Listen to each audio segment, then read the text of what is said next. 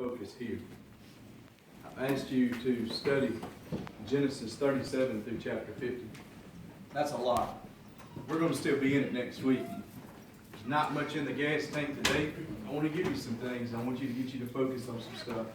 We did talk about the past weeks that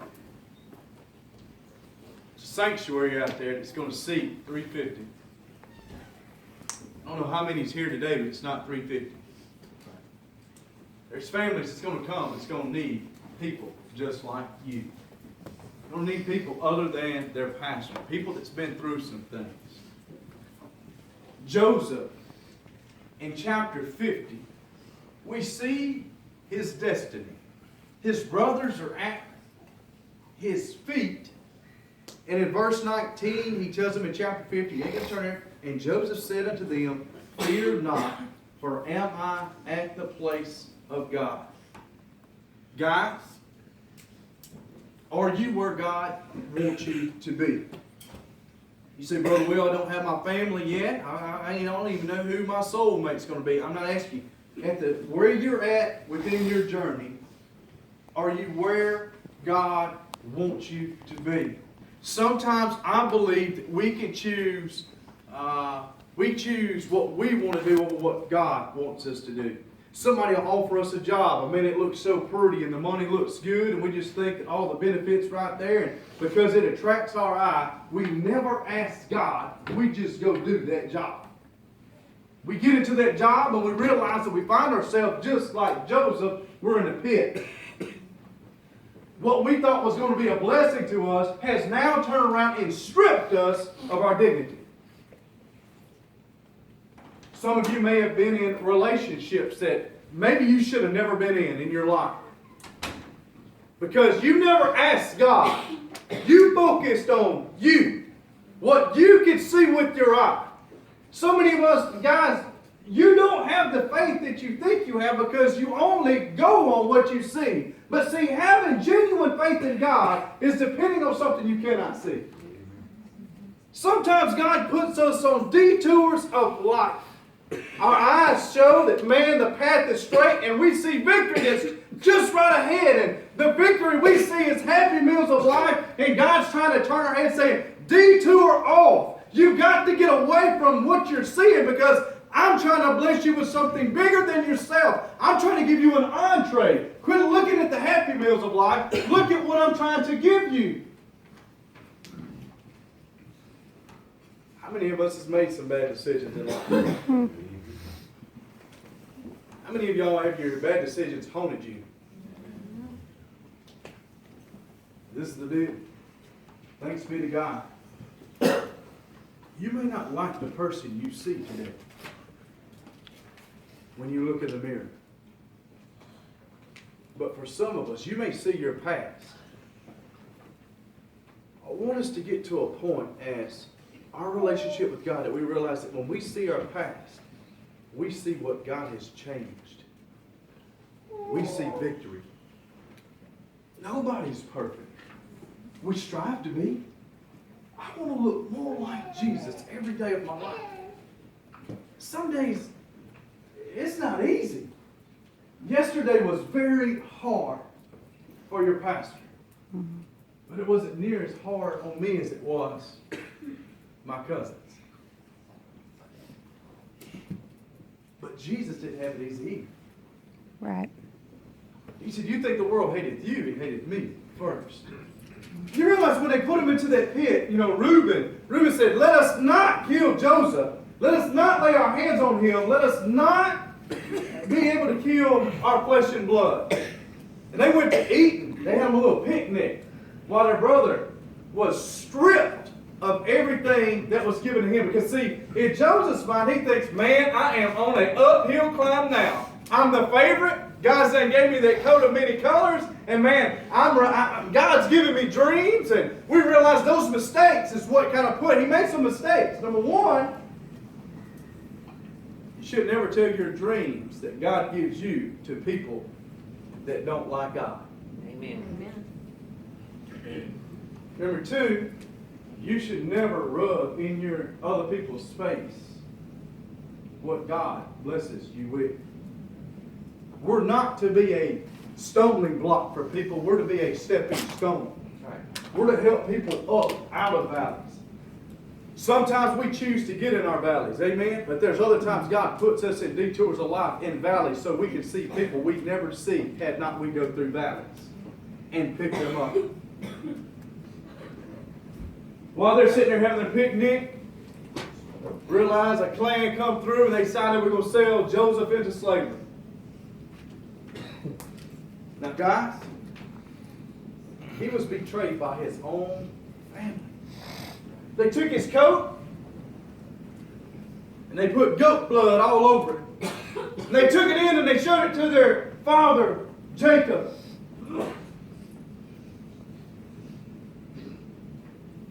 Jacob said, without a doubt, my son's been killed by a wild beast. Without a doubt. Without a doubt is translated perfect faith. What he could see was a jacket had been covered with animal blood, and to his eyes he thought it was his son's, but he had perfect faith in a lie. Mm-hmm. How many of you have lied to yourselves years after years after years that now you're believing what you told yourself, and you know deep down that you are not in the place where God wants you at now? What's it going to take to wake you up? What's it going to take that you realize that it's time to be better? What's it going to take for us grown folks to get out of our childish ways and start growing up and being mature adults, that we may lead the generation to come, that we may be able to take care of another 150 people? What's it going to take to grab your attention? Is devastation got to come? Is that what it's going to take? No, because only time when devastation comes around and about, it seems like it only lasts for a temporary time. You got to get something more than what you can see. You got to get some Jesus in your life that will last you throughout all eternity. Right. That whenever you wake up and you realize only God could put me in certain situations. God, I didn't ask to be here. And whenever you get mature, you realize, God, if I didn't ask to be here, God, who's here that needs help? Right. When you realize it's not about you anymore, it's about people that's all around you. As pastor, and as other pastors that do exactly what God's called them to do, sometimes the burden is more than you can bear. And sometimes as mature church members, you can take that burden off your pastor. Because some of you already know the answers to so many of your questions, but you're so bullheaded, you will not surrender. Sometimes, man, I could preach and just let her go, and maybe that'll grab your attention. But sometimes, I don't know about y'all, how many of y'all like seeing things? I like seeing things. Seeing things touches me. Dramas touch me. Skits touch me. The sign language touches me. I love to watch people use their talents. Do I have a talent? I don't. I'm going to show you something, though. Michael, you strong. You handle air conditioning units every day. You work by yourself, correct? 9% of the time, you work by yourself. She'll set Drew aside. I need you to come do something. No, I ain't wasting no crazy. But I need you to reach and grab this bag, and I need you to pick it up to let the congregation know that this is not faith.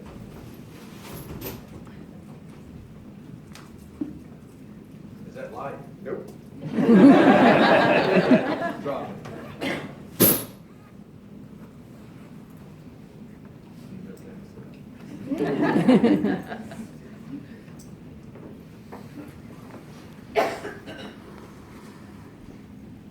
You see, in chapter 37, Joseph was betrayed by his own family. He was threatened to be killed. Even though God's hand was on him and God's hand was blessing him, God still allowed detours to come. That when it got time, in chapter 50, he reached his destination. He was able to see, for am I not in the place of God? This is what's sad, guys. You can come to church every day. You can sing his songs, you can pray his prayers. But to show up where God wants you to be, but you not know what to do, is dangerous. People's lives depend upon it. So today, there's a short message that's going to be given. It's going to be on the projector. Mike, if you would, will you cut off the light? I'm going to take this off. This is how this goes before it ever starts. Somebody will wrap a chain around me. Hank, he loves killing me. In the process of my killing, you don't focus on me to start out. You focus on the message that is given to you. When God convicts you, there's never a decision to ever be made unless God convicts you. Amen? You don't do things to pacify people. Does anybody owe anybody anything here today? Not at all. How many of you owe Jesus everything you have? That's right. Then I ask you the question. Joseph told his brother, said, go home and tell Daddy I'm alive. They said, he's not going. They said, go home, tell Daddy I'm alive. Tell him to look outside and see the wagons of provision that's coming around the bend. He will believe.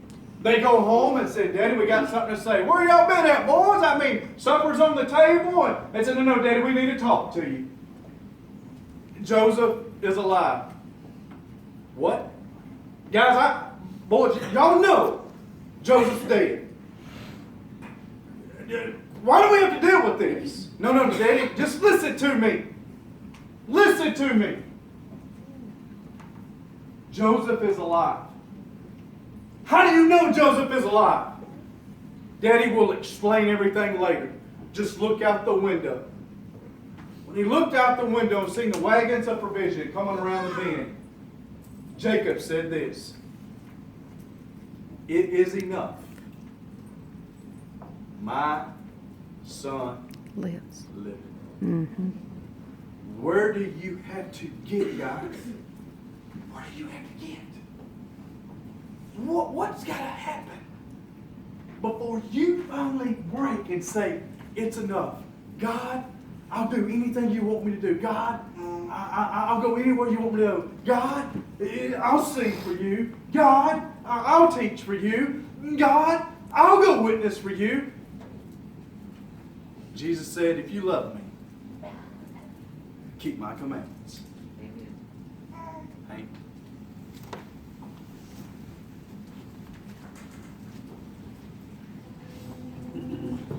We see the story of Jesus going to the cross, but everything seems to kind of be hand in As you hand. come and you get right with God today, touch on Hank, and you can relieve your pastor's burden. We don't even know much about him except that he's a murderer, a leader of an insurrection, a rebel, and why he's even mentioned. Sometimes I'm not so sure. It's like, what is about Jesus? So in this moment, Pilate thinks, I hold the destinies of these two men in my hand. I know the Jews have a tradition that on a holy day, I will release one of the prisoners on death row. Pilate stands on this audacious stage, who now presents Jesus, Son of the living God, versus Barabbas, the thug and rebel. He says, all right, who do you want? This is blasphemy. This has gone too far. There's no comparison. This is a rightful prisoner. A man who should be on death row. He's a rebel against Rome. He leads a rebellion. He murders people. He's a bad man. He's a thug and he's a crook. He deserves the same and he deserves the crucifixion. Jesus? What has he done but heal, restore, deliver, set free, open blind eyes, open deaf ears, heal the lame and the leper? What has Jesus done? Who do you want? Who do you want, Barabbas? Yeah, give us Barabbas.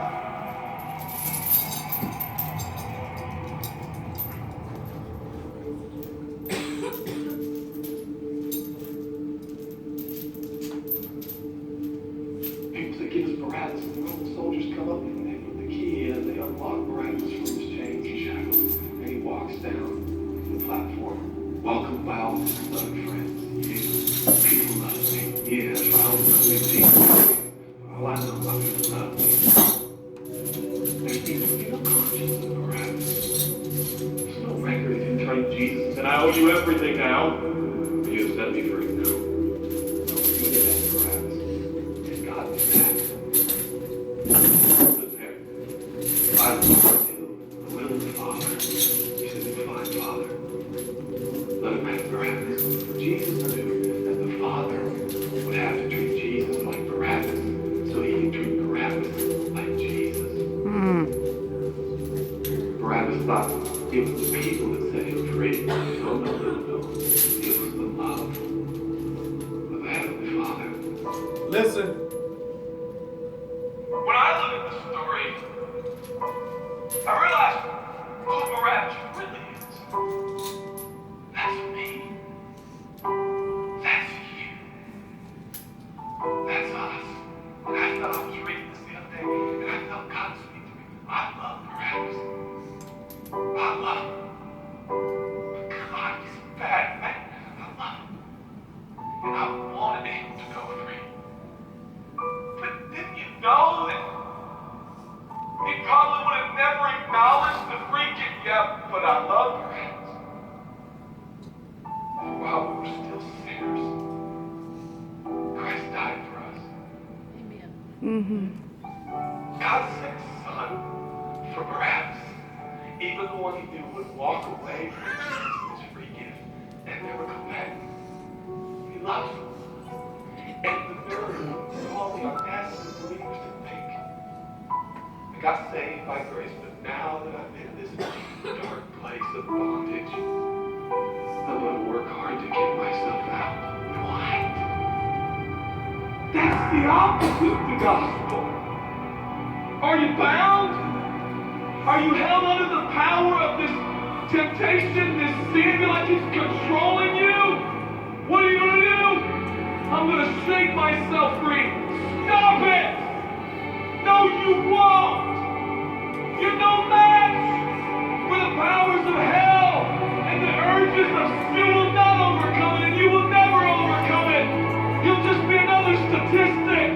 There's no answer within yourself. Your own marriage, your own goodness, your own discipline, your own devotion will not save your marriage and will not save your kids. There's only one. And he's the one that took your place. Yeah. He's the one that stood silently on the platform with Pilate and said, yes, let him have Barabbas. Take me. How many times have I stood on that platform with Pilate and Jesus and asked the Barabbas, and they started to take my chains off, and I said, no, I deserve this. I deserve the guilt. I deserve the shame. I deserve the consequence. I deserve it. Jesus seems to look at me and say, no, son. Let me have it. Let me have your sin. Let me have your pain. No, God, I did it to myself. I deserve it. My marriage won't make it. This is what I deserve. I deserve divorce. I deserve poverty. I deserve sickness. I deserve it all. No!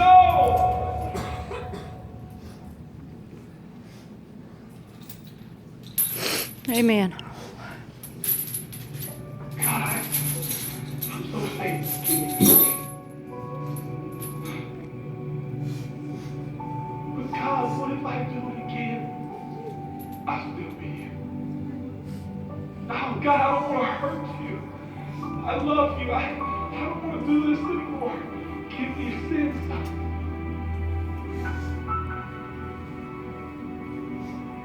This is all we got. It's all I got. It's all you got. We can play games. We can play church games. We can pretend like some people are better than others and that's why they're blessed, or we can all come to the honest conclusion that it's God.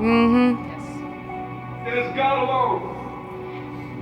The greatest challenge is not your discipline, your devotion, your focus. Your greatest challenge is believing the gospel. Right. Could it be that there's a God with love so scandalous, so wide, so deep, so vast, so high, so expansive, so welcoming, so inclusive? Let me have your sin, son. my sin. I stand this empty space of forgiveness and acceptance while Jesus walks off to the cross that I deserve. I see him walking to the post to be whipped. As I stand a free man, all the attention is turned now. And I feel love God saying, go son, live your life.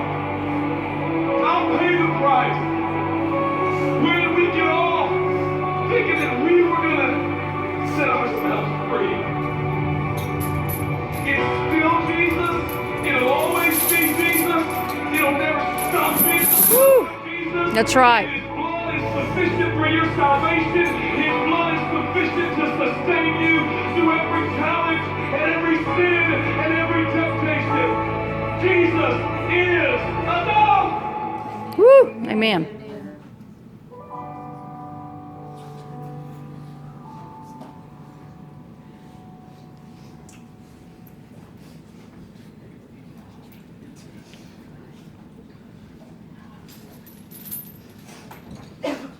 Let us stand.